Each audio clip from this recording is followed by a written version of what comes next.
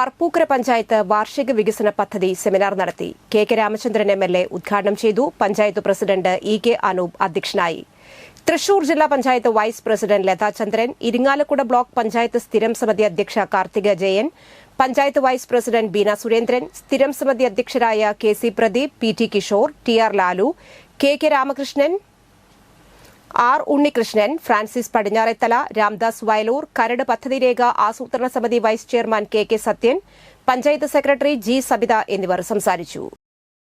ഒരു ഇടപെടൽ നടത്തിയിട്ടുള്ള ഒരു ഭരണസമിതിയാണ് ഗ്രാമപഞ്ചായത്ത് ഭരണസമിതി.